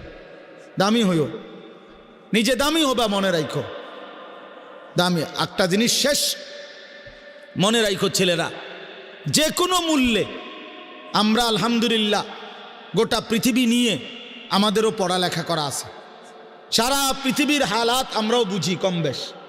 আমরা জেনারেল লাইনেও পড়ালেখা করছি, কুমিল্লা ভিক্টোরিয়া কলেজ থেকে মাস্টার্স পাস করছি, সরকারি আলিয়া মাদ্রাসা থেকে কামেল পাস করছি, কওমি মাদ্রাসা থেকে দাওরায়ে হাদিস পাস করছি। তাহলে মাটির তলে থাকি না, পৃথিবীর নিয়ে আমরাও গবেষণা ভাবি। কাজে সারা পৃথিবীর যেই পরিস্থিতি বর্তমান এবং আমাদের কোরআন সুন্নাহর যেই ভাষ্য, এই সবগুলো বিশ্বাস করো, একত্রে মিলাইলে এ কথা আমাদের কাছে একেবারে স্পষ্ট, আগামীর পৃথিবী ইসলামের পৃথিবী। আগামীর পৃথিবী কোরআনের পৃথিবী। মনে রাখো বললাম বাপ, তুমি দেখবা, তোমার হায়াতেই দেখবা ইনশাআল্লাহ। এখন যাদের বয়স এই 20, 25, 26, 28, যাদের বয়স 12, 15, তোমরা ইনশাআল্লাহ আগামীর ইসলাম দেখবা, কালেমার বিজয় দেখবা। তোমরা শুনবা যে ফিলিস্তিন বিজয়ী, তোমরা শুনবা সারা পৃথিবীতে কালেমার পতাকা উড়েছে, তোমরা শুনবা ইউরোপ আমেরিকার শক্তি নিশ্চিহ্ন হয়ে গেছে, তোমরা শুনবা ইসরায়েলের কুত্তারা পরাজিত হয়ে গেছে। সেদিন বুঝবা ইমানদারি দামি, সেদিন বুঝবা চরিত্রবান ছেলেটাই দামি, সেদিন বুঝবা নামাজি ছেলেটাই দামি। আর যারা চরিত্র নষ্ট করে ফেলেছ, তুমি ফালতু কোনো না কোনো সিফাত কোনাত পড়ে থাকবে। এই জন্য আমরা দয়া করি ইনশাআল্লাহ প্রত্যেকেই আমরা ইনশাআল্লাহ নামাজ পড়বো তো ইনশাআল্লাহ। ভালো হও, চরিত্রবান হও, নিজের জীবন গঠন করো, আল্লাহ তৌফিক দান করে। তুই মুসলমানের বাচ্চা কিনা আগে এটা বল বেটা, তোর নামাজের বুঝাপড়া কর আগে বেটা। কিসের তোর বিদেশ, আবার কিসের তোর দেশ? তোর চাকরি দিয়ে আমি করব কি, তোর ব্যবসা দিয়ে আমি করবো কি, তোর উপার্জন খাইয়া আমি করবো কি বেটা? তুই তো হারাম কর, তুই তো নাফরমান। এতটুকু যদি বিবেক বাবার না থাকে, সেটা কেমন বাপ, এ কেমন অভিভাবক, এ কেমন মুসলমান মা বাবা যাদের হৃদয়ে এই কথা আসলো না? আপনার তো উচিত ছিল আগে এই বুঝাপড়া করা, আগে ছেলের সাথে এই বুঝাপড়া করেন। তুই মুসলমানের বাচ্চা কিনা আগে এটা বল। মুসলমানের বাচ্চা 16 বৎসরে 1 ওয়াক্ত নামাজ ছাড়া থাকে কেমন? কথা বলেন, ইনসাফ কি বলে? ইনসাফের কথা বলেন, বিচারের কথা বলেন। ছেলেগুলোকে আপনারা এভাবে ছেড়ে দিলেন, আর তোমরা ছেলেরাও বাবা এভাবে নষ্ট হয়ে গেল। অনাদরে, অবহেলায় এমন সুন্দর জীবন, এমন সুন্দর যৌবন, শরীর, স্বাস্থ্য সব শেষ করে দিলা। একবারও মনে পড়লো না তোমারও তো শেষ আছে বাপ। রাত যেমন ভোর হয়, দিন যেমন রাত হয়, তোমারও হায়াতও একদিন শেষ হয়। প্রতি ঘন্টা, মিনিট, সেকেন্ড যায় মানে তোমার হায়াত যায়, আমার হায়াত যায়। হ্যাঁ, গুনাহ হইতে পারে, গুনাহ আমারও আছে, আপনাদেরও আছে, গুনাহ হইতে পারে, হবে। সেটা হলো হুঁচট খাওয়া। মানে চলার পথে আমি 10 কিলো পথ হাঁটলাম, আমি 30 কিলো পথ গেছি এক জায়গা থেকে আরেক জায়গায়। তো এই চলার পথে হয়তো একবার আধবার পড়ে যাইতে পারি, পিছলা খাইতে পারি, ঠিক আছে, এটা হইতে পারে। কিন্তু আমি বুঝি 30 কিলোমিটার একেবারেই পড়ে রইলাম, পিছলা খাইয়া রইলাম। তাহলে ভুল আমার হইতে পারে, গুনাহ আমার হইতে পারে, আমার 6 মাসে কোনোদিন নামাজ ছুটে যাইতে পারে। আমি জীবন চলার পথে কখনো কাউকে রাগ করতে পারি, গালি দিয়া লাইতে পারি, এটা তো হওয়া স্বাভাবিক, হইতে পারে। কিন্তু লাগাতার প্রতিদিন একরকম, এটা মুসলমান? কথা বুঝছেন কিনা আমার? আপনি বুঝি এখানে প্রত্যেক দিন মিশা কথা কইবেন, আপনি বুঝি প্রতিদিন সুদ খাইবেন, আপনি বুঝি প্রত্যেক দিন ওজনে কম দিবেন, এটা বুঝি মুসলমান?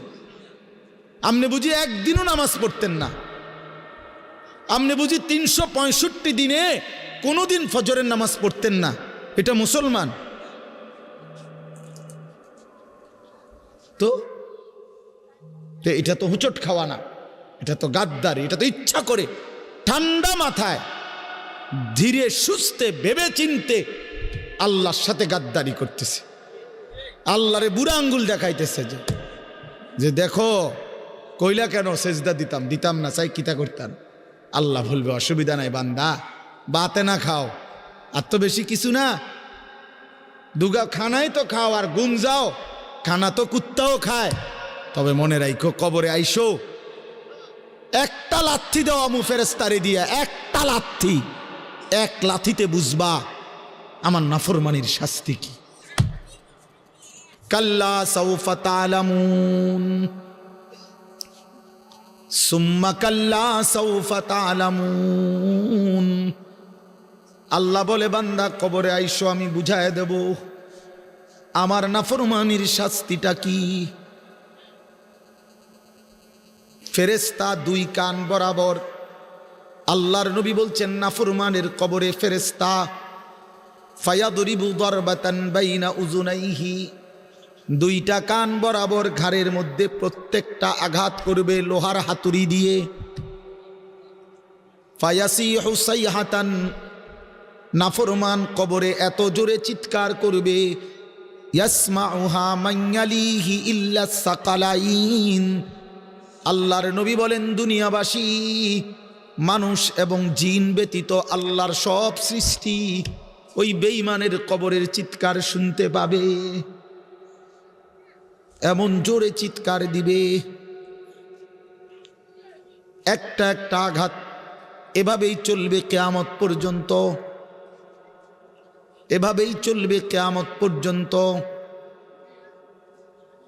আল্লাহর নবী সাল্লাল্লাহু আলাইহি ওয়াসাল্লাম বলেন নাফরমান পাপীকে যখন কবরে রাখা হবে, তিনটা প্রশ্নের উত্তর যখন নাফরমান দিতে পারবে না, সাথে সাথে কবর তারে এত জোরে একটা চাপ দিবে, একটা চাপ দিয়ে ডান পাশের মাটি বাম দিকে, বাম দিকের মাটি ডান পাশে চলে আসবে।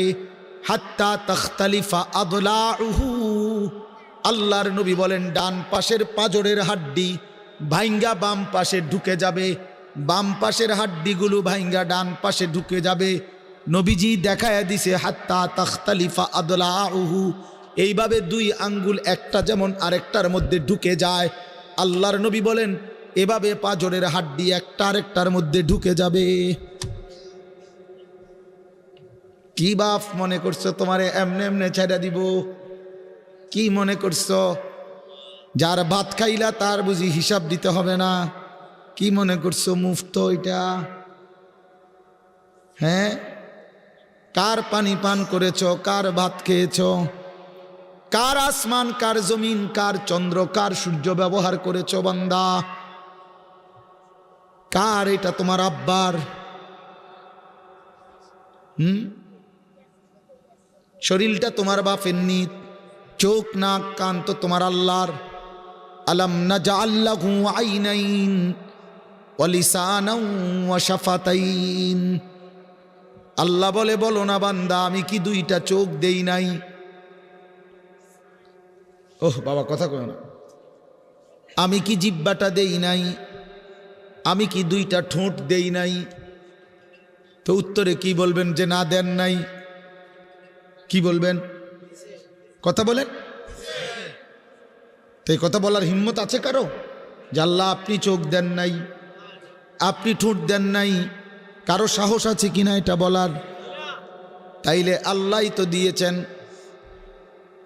আলাম নুসিহ জিসমাকা, হাদিসে আছে নবীজি বলেন আল্লাহ জিজ্ঞেস করবে হাসরের মাঠে, বান্দা বলো না আমি কি তোমার শরীরটা সুস্থ রাখি নাই?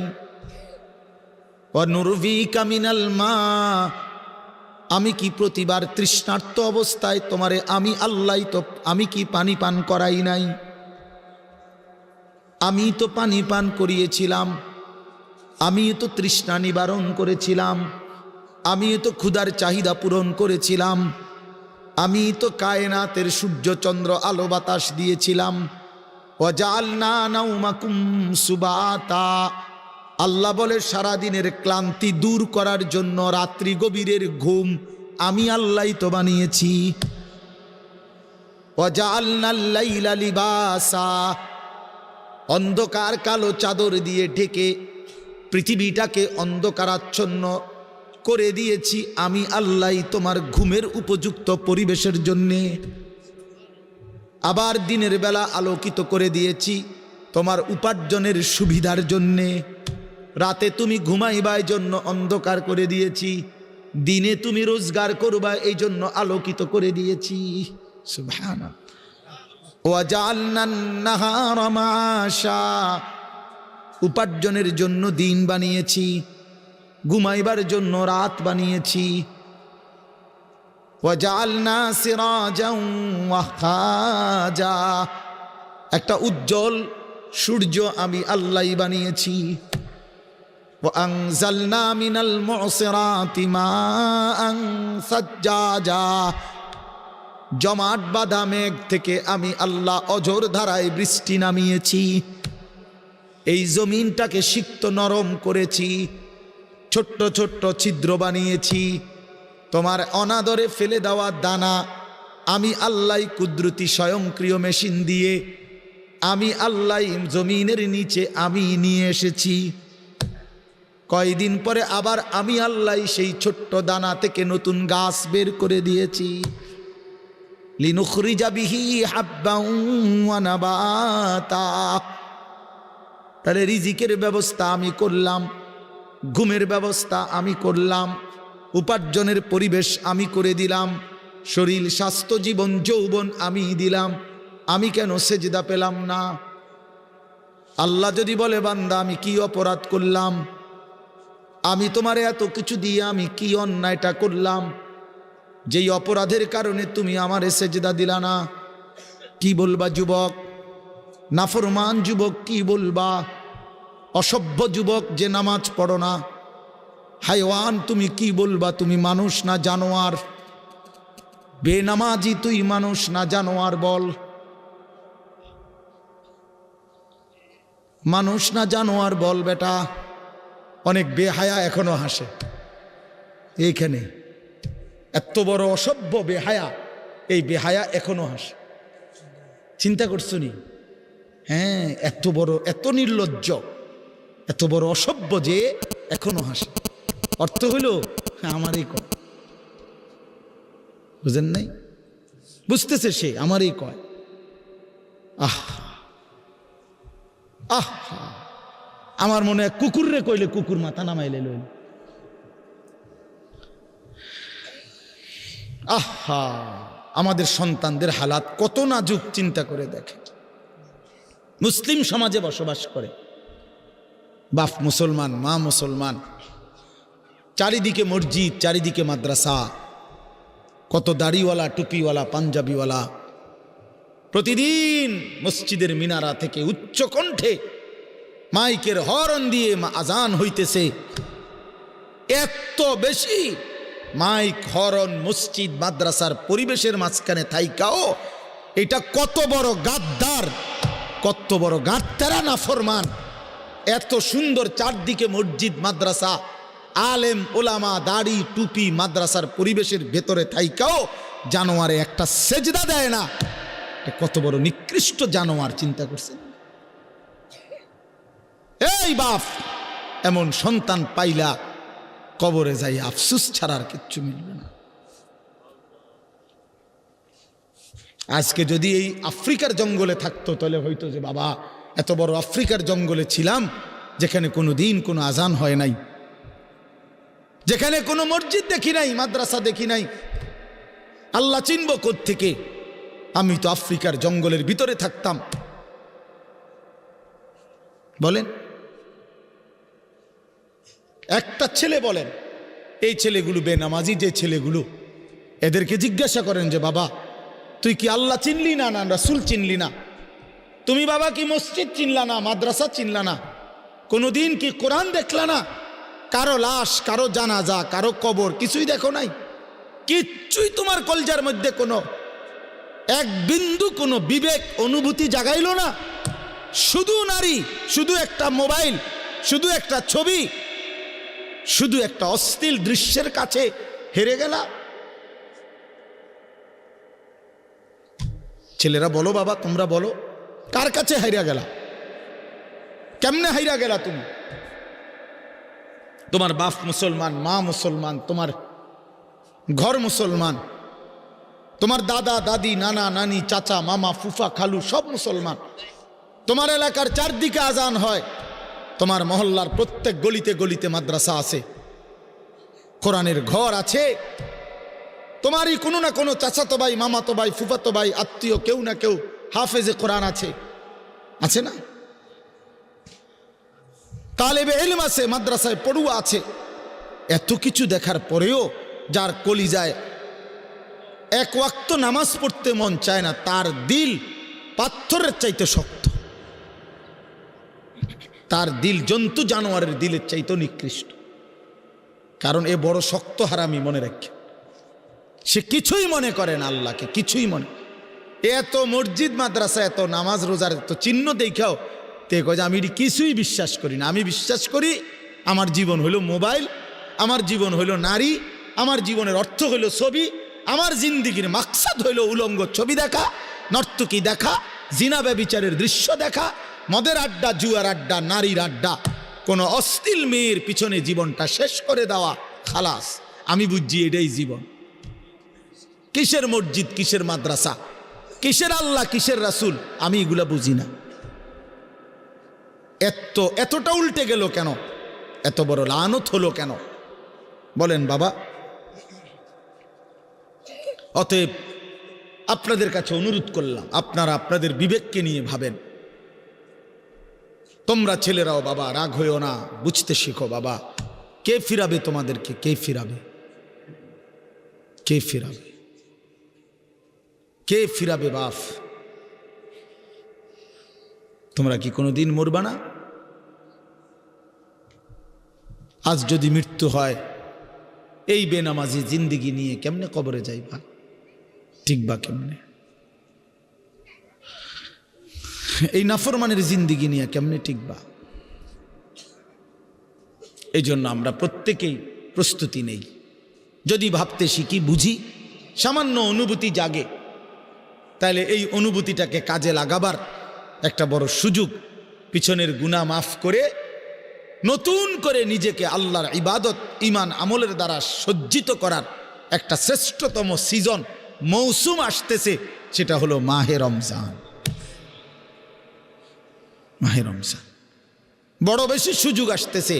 আল্লাহ যদি দয়া করে হায়াত দেয়, তো পিছনের সব গুনাহ মাফ করিয়ে নতুন সাজে নিজেকে সজ্জিত করার, আখিরাতের রঙে রঙিন করার, জান্নাতের রঙে নিজেকে গড়ে তোলার এক শ্রেষ্ঠতম মাস মাহে রমজান। রমজান মানে অন্য কিছু, রমজান মানে ভিন্ন কিছু। রমজান মাসে মানে নিজেকে বদলানোর মাস, রমজান মানে নিজেকে পরিবর্তনের মাস, রমজান মানে নিজেকে আখিরাতের রঙে রঙিন করার মাস, রমজান মানে আল্লাহ তাআলার মহব্বতে, রাসূলুল্লাহ সাল্লাল্লাহু আলাইহি ওয়াসাল্লামের মহব্বতে ডুবে যাওয়ার মাস। এটা আমাদের সামনে। আল্লাহ আমাদের জন্য রমজানের হায়াত ভিক্ষা দান করেন। আল্লাহ যেন আমাদের সকলকে রমজান পর্যন্ত পৌঁছিয়ে দেন। এই আয়াত দেখেন, আল্লাহ তাআলা বলছেন, ইয়া আইয়ুহাল্লাযীনা আমানু, হে ঈমানদারগণ, কুতিবা আলাইকুমুস সিয়াম, তোমাদের উপরে রোজা ফরজ করা হলো, কামা কুতিবা আলাল্লাযীনা মিন ক্বাবলিকুম, যেমনটা ফরজ করা হয়েছিল তোমাদের পূর্ববর্তীগণের উপর, মানে পূর্বের ঈমানদার উম্মতদের উপর। কেন ফরজ করা হলো রোজা? উদ্দেশ্য কি? আমি আল্লাহর, লাআল্লাকুম তাত্তাকুন, যেন তোমরা মুত্তাকি হতে পারো, মুত্তাকি হইতে পারো, আল্লাহ ভীরু হইতে পারো। আর মুত্তাকি হলে কি লাভ হবে? উইদ্দাত লিল মুত্তাকিন, আল্লাহ বলে জান্নাত বানানোই হয়েছে মুত্তাকিদের জন্য। মুত্তাকি হবে তো জান্নাতি হবে, জান্নাতি হবে। এই আয়াতটার অল্প একটু কথা, আমি এই আয়াতটাই পড়ছি, সূরা বাকারার 183 নম্বর আয়াত, দ্বিতীয় পারা, দ্বিতীয় সূরা। এটার উপর আর একটু কথা বললে আমার কথা শেষ। আমরা আমাদের যদি পরিবর্তন চাই, পরিবর্তনের সুযোগ মাহে রমজান। আমরা যদি আখিরাত সাজাইতে চাই, আমাদের জন্য শ্রেষ্ঠ সুযোগ মাহে রমজান। আমরা যদি ঘুরে দাঁড়াইতে চাই, আমাদের জন্য শ্রেষ্ঠ সুযোগ মাহে রমজান। মাহে রমজান, আল্লাহ নাফরমানির এই জিন্দিগি আমি ছেড়ে দেব, আপনার রঙে রঙিন হব, তাইলে শ্রেষ্ঠতম সুযোগ মাহে রমজান। মাহে রমজানের মধ্যে অসম্ভব শক্তি আছে, মাহে রমজানের মধ্যে অসম্ভব পাওয়ার আছে। আল্লাহ বলছে, রমজানে বান্দা আইসো আমার কাছে, রাত দিন 24 ঘন্টা আমি আল্লাহ জাহান্নাম থেকে মুক্তি দিতে থাকবো। ওতাকাউ মিনান নার, জাহান্নাম থেকে মুক্তি দেব, সারা রাত মুক্তি দেব, সারা দিন মুক্তি দেব। রমজানের প্রতি ঘন্টা, প্রতি মিনিট, প্রতি সেকেন্ড হীরা মণি মুক্তা জহরতের চাইতেও কোটি গুণ বেশি দামি, কোটি গুণ বেশি দামি। আল্লাহ তাআলা সেই মহিমান্বিত রমজান আমাদের সামনে আনতেছেন। আর মাত্র 18-19 দিনও বাকি নাই। এই অল্প কয়টা দিন বাবা আমাদের উচিত রমজানের জন্য অধীর আগ্রহে মহব্বতের সাথে আল্লাহর কাছে হায়াত ভিক্ষা চাওয়া, যে আল্লাহ এত কাছে আইনা মৃত্যু দিয়েন না, কবরে নিয়েন না, আর কয়টা দিন হায়াত দেন, রমজান পর্যন্ত পৌঁছিয়ে দেন। আল্লাহুম্মা বারিক লানা ফি রাজাব ওয়া শাবান ওয়া বাল্লিগনা রমাদান। আল্লাহ তাআলা বলেন ইয়া আইয়ুহাল্লাযীনা আমানু। দেখেন এই একটি আয়াতে আল্লাহ চারটা কথা বলছে। একটা হলো হে ঈমানদারগণ, 2 নাম্বার হলো তোমাদের উপরে রোজা ফরজ করা হলো, 3 নাম্বার হলো যেমনটা ফরজ করা হয়েছিল পূর্ববর্তীদের উপরে, 4 নাম্বার হলো যেন তোমরা মুত্তাকি হতে পারো। কয়টা কথা হলো? এই 4টা কথার আমি 4টা আলগা সংক্ষিপ্ত একটু ব্যাখ্যা বলি। 1 নাম্বার হলো হে ঈমানদারগণ, এটা আল্লাহ আমাদেরকে ডাক দিয়েছেন। তাফসিরের মধ্যে আছে আদম আলাইহিস সালাম থেকে নিয়ে আমাদের নবী পর্যন্ত ইতিপূর্বে আমাদের নবীর আগে যত নবী পৃথিবীতে আল্লাহ পাঠাইছেন, ওই নবীদের উপরে যারা ঈমান আনছিল ওই নবীদের আমলে তাদের কাউকে কোনোদিন আল্লাহ তাআলা এই শব্দ দিয়ে হে ঈমানদারগণ ইয়া আইয়ুহাল্লাযীনা আমানু বলে ডাক দেন নাই। আগে সর্বপ্রথম আমাদের নবী, আখিরি নবী, আল্লাহর বন্ধু, আমাদের নবীর ভালোবাসায় আল্লাহ তাআলা বলছে বন্ধু, বিগত কোন নবীর ঈমানদার উম্মতকে আমি যেই শব্দে ডাকি নাই, এই প্রথম আপনার ভালোবাসায় আপনার ঈমানদার উম্মতকে আমি ইয়া আইয়ুহাল্লাযীনা আমানু এই নতুন শব্দে ডাক দিলাম। হে ঈমানদারগণ, হে ঈমানদার তোমরা আমার। তাফসীর ইবনে কাসিরের মধ্যে আছে যে ঈমানদার সে আল্লাহর বন্ধু, যে মুমিন সে কার বন্ধু? আল্লাহর বন্ধু। আল্লাহর বন্ধু, মুমিনের বন্ধু আল্লাহ, আল্লাহর বন্ধু মুমিন, আল্লাহর বন্ধু মুমিন। এই জন্য তাফসীরে লিখছে হে ঈমানদারগণ, এই কথার আরেকটা তর্জমা এটা, হে আমার বন্ধুগণ। আল্লাহ যেন ডাক দিয়া বলছে হে আমার বন্ধুগণ, তোমরা আমার বন্ধু, তোমরা আমার। আমি বানাইছি বহু জনেরে, তোমগরে বানাইছি আমার জন্য, আমার জন্য। তোমরা আমার, তোমরা আমারে মেনে নিয়েছ, তোমরা আমার কালেমা পড়েছ, তোমরা আমার রসুলকে মেনে নিয়েছ, অতএব তোমরা আমার। তোমাদের কালেমা লা ইলাহা ইল্লাল্লাহ মুহাম্মাদুর রাসূলুল্লাহ এটা আমি গ্রহণ করলাম, গ্রহণ করে আমি নিলাম, এই জন্যই আমি তোমাদেরকে ডাক দিলাম। তুমি বলছো আমি এনে ভর্তি হমু, ওই যে আমারে মোহাম্মদে বলছে তার ছোট ভাই হাফেজ মুশাররফ কয় আমার আজকে বললো যে হুজুর ভর্তি করামু আপনার মাদ্রাসায়, তো কি কোন সময় আমু, ফরম নিয়ম কানুন কি? আমি এত কথা তোমার দরকার কি, হয়তো ভর্তি হইব সারছে তো আর কি। তার মানে আমি বলতে চাইছি তারে কি বুঝাইলাম, তোমার এত নিয়ম কানুনের দরকার কি, আমি তারে নিলাম, খালাস আমি ভর্তি নিলাম। তাইলে অর্থ হইল আল্লাহ তাআলা বলছেন বান্দা তোমার কালেমা আমি নিলাম, তোমার ঈমান আমি নিলাম, এজন্য আমি তোমারে মুমিন বলে ডাক দিলাম। আল্লাহ কাউকে নিজের করে ডাক দেওয়া, খোদার কসম, এটা তার জীবনের সবচেয়ে বড় পাওয়া।